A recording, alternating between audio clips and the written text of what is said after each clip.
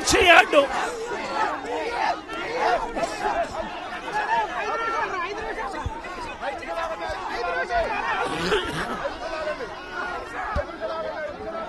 సచివాలయానికి చంద్రబాబు నాయుడు గారి సచివాలయానికి చంద్రబాబు నాయుడు గారి ఇంటికి గుంటూరు మిర్చి యార్డు ఎంత దూరం?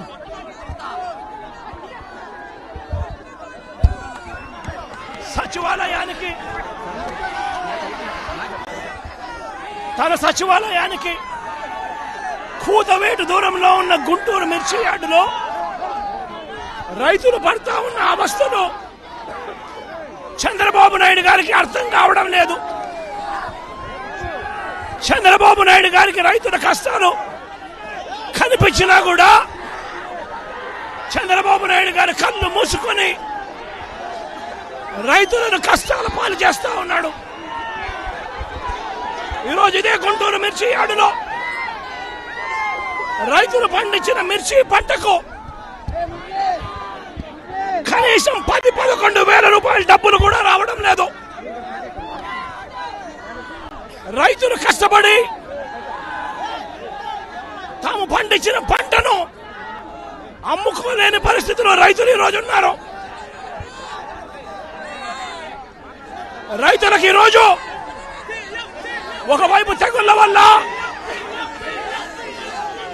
రైతులకు ఇవాళ పంట కూడా మామూలుగా 20 క్వింటాళ్ల పైన రావాల్సిన పంట ఈరోజు 10-15 క్వింటాళ్ళకే పడిపోయిన పరిస్థితులు కనిపిస్తా ఉన్నాయి. మరోవైపున రేటు చూస్తే నిరుడు సంవత్సరం అంటే వైఎస్ఆర్సీపీ ప్రభుత్వ హయాంలో 21,000 నుంచి 27,000 రూపాయలు పలికిన పంట ఈరోజు కేవలం 10-11 వేల రూపాయలు కూడా కొనే నాథుడు లేడు. రైతులకు పెట్టుబడి ఖర్చులు కనీసం 1,50,000 రూపాయల నుంచి 2 లక్షల రూపాయలు ఖర్చు అవుతా ఉంది. అమ్ముకోలేని పరిస్థితిలో, రేటు లేని పరిస్థితిలో, ఒకవైపున పంట తెగుళ్ల వల్ల పంట ఈల్డ్ కూడా తగ్గిన పరిస్థితుల్లో రైతు ఈరోజు బ్రతకడానికి కష్టపడతా ఉన్న పరిస్థితి. ఇదే గుంటూరు మిర్చి యార్డులో మిర్చి పంట వేసిన రైతుల పరిస్థితి ఇది. రాష్ట్ర వ్యాప్తంగా ఏ పంట తీసుకున్నా కూడా కందులు గాని, మినుము గాని, పెసరు గాని, టమాటో గాని, పత్తి గాని, ఇలా ఏ పంట తీసుకున్నా కూడా రైతులకు గిట్టుబాటు ధరలు రాని పరిస్థితి ఈ రోజు ఈ రాష్ట్రంలో కనిపిస్తా ఉంది. మరోవైపున చూస్తే చంద్రబాబు నాయుడు గారు రైతులను దళారీలకు అమ్మేసిన పరిస్థితి కనిపిస్తా ఉంది. ఈరోజు వైఎస్ఆర్సీపీ ప్రభుత్వ హయాంలో రైతు జీవితంలో వెలుగులు చూడడానికి ప్రవేశపెట్టిన సంస్కరణలన్నీ కూడా ఈరోజు అన్ని కూడా కలపడకుండా పోయే పరిస్థితిలోకి వచ్చాయి. ఈరోజు గ్రామాలలో ఆర్బీకే వ్యవస్థ ఈరోజు గ్రామాలలో నిర్వీర్యమైపోయిన పరిస్థితి. ఈ క్రాప్ వ్యవస్థ నిర్వీర్యమైపోయిన పరిస్థితి. ఈరోజు గ్రామాలలో రైతులను చేయి పట్టుకొని నడిపించే ఈ ఆర్బీకే వ్యవస్థ ద్వారా గతంలో పంటలు కొనుగోలు జరిగేటివి.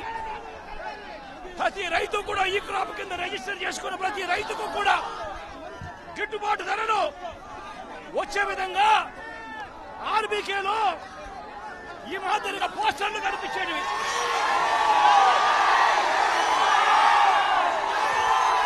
ప్రతి ఆర్బీకేలో కూడా ఈ మాదిరిగా పోస్టర్లు కనిపించేవి. ఈ గిట్టుబాటు ధరల కంటే కూడా తక్కువ రేటుకు ఏ రైతు అమ్ముకోవాల్సిన పరిస్థితి వచ్చేది కాదు. ఒకవేళ అమ్ముకోవాల్సిన పరిస్థితి ఏ రైతుకైనా ఉంటే ఆ రైతు ఆర్బీకేకి వచ్చి రిజిస్టర్ చేసుకుని 1907కు ఫోన్ చేస్తే చాలు, ఆ రైతులకు వెంటనే ప్రభుత్వం జోక్యం చేసుకుని పంటలు కొనుగోలు చేసే పరిస్థితి. ఆ రోజుల్లో ధాన్యం ప్రొక్యూర్మెంట్ కు 65,000 కోట్ల రూపాయలు ఖర్చు చేసి ధాన్యం కొనుగోలు రాష్ట్ర ప్రభుత్వం రైతులకు గిట్టుబాటు ధర ఇప్పించే కార్యక్రమం చేస్తే ఈ రోజు ధాన్యం కొనుగోలులో ఏ రైతుకు కూడా కనీస ధర రాలేదు. ప్రతి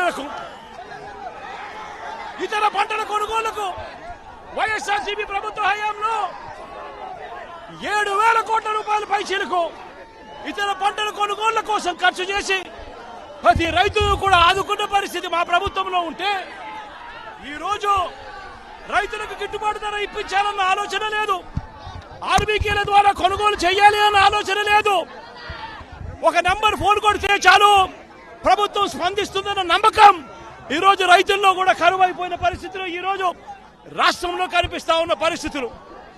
ఈ రోజు ప్రతి వ్యవస్థ కూడా నిర్వీర్యమైపోయిన పరిస్థితి. ఆర్బీకేలు నిర్వీర్యమైపోయాయి.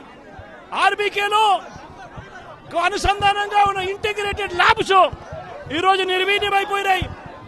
గతంలో ఎవరైనా కల్తీ విత్తనాలు అమ్మాలనుకుంటే ప్రభుత్వం ఉంది అని చెప్పి భయపడే పరిస్థితి నుంచి ఈ రోజు యథేచ్ఛగా ప్రభుత్వమే దగ్గరుండి ఆర్బీకేల ద్వారా ఎరువులు సప్లై, విత్తనాల సప్లై ఆపేసిన కార్యక్రమం జరుగుతూ ఉంది.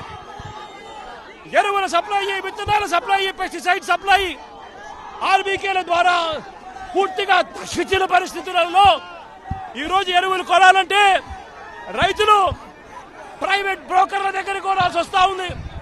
ప్రైవేట్ డీలర్ల దగ్గర కొంటే వాళ్ళు కనీసము 100 రూపాయల నుంచి 400 రూపాయలు బ్లాక్ లో అమ్ముతా ఉన్న పరిస్థితి ఎరువులకు సంబంధించి. ఈ రోజు క్వాలిటీ కంట్రోల్ చేసే విషయంలో ప్రభుత్వం పూర్తిగా ఫెయిల్ అయిపోయిన పరిస్థితులు కనిపిస్తా ఉంది. నాణ్యమైనవి మాత్రమే అమ్మే పరిస్థితి గతంలో ఆర్బీకేల ద్వారా చేస్తే రాష్ట్ర ప్రభుత్వం ఈ రోజు నాణ్యమైనటివి ఏవి కూడా రైతులకు సప్లై కాకుండా ఉండే పరిస్థితి ఈ రోజు రాష్ట్రంలో నెలకొని ఉంది. ఇప్పటికైనా రాష్ట్ర ప్రభుత్వం కళ్ళు తెరిచి రైతులకు పెట్టుబడి సహాయం కింద వాళ్ళు ఇస్తామని చెప్పిన పిఎం కిసాన్ కాక 20,000 రూపాయలు ఏదైతే ఇస్తామని చెప్పారో అది కూడా రైతులను మోసం చేసిన పరిస్థితిలో ఈ రోజు రాష్ట్ర ప్రభుత్వం కనిపిస్తా ఉంది. రైతులకు ఈ రోజు 0 వడ్డీ రాని పరిస్థితి ఈ రోజు రైతాంగం మీద కనిపిస్తా ఉంది. ఈ రోజు ప్రతి విషయంలోనూ కూడా రైతులు ఈ ప్రభుత్వంలో నష్టపోయిన పరిస్థితుల మధ్య చంద్రబాబు నాయుడు గారు ఇప్పటికైనా కళ్ళు తెరవాలి, గుంటూరు మిర్చి యార్డుకు రావాలి, వచ్చి రైతుల కష్టాలు తెలుసుకొని రైతులకు కనీస గిట్టుబాటు ధర వచ్చే విధంగా రైతుల కోసం చంద్రబాబు నాయుడు గారు గట్టిగా నిలబడకపోతే తీవ్రమైన పరిణామాలుంటాయి. రాబోయే రోజుల్లో రైతుల తరపున చంద్రబాబు నాయుడు గారిని హెచ్చరిస్తా ఉన్నాం. ఈ రోజు ఇక్కడ కూడా పరిస్థితి ఏమిటి అంటే ఒక ప్రతిపక్ష నాయకుడు ఇక్కడికి వస్తున్నాడు అనంటే రైతులతో మాట్లాడే ప్రయత్నం చేస్తున్నాడు అనంటే కనీసం పోలీసుల భద్రత కూడా చంద్రబాబు నాయుడు గారు ఇవ్వని పరిస్థితి. నేను ఇదే చంద్రబాబు నాయుడు గారికి చెప్తా ఉన్నా, ఎల్లకాలం ఈ ప్రభుత్వం ఉండదు. రేపొద్దున ప్రతిపక్షంలో మీరు కూర్చున్నప్పుడు ఇదే మాదిరిగా పోలీసు భద్రత మేము తీసేస్తే ఎలా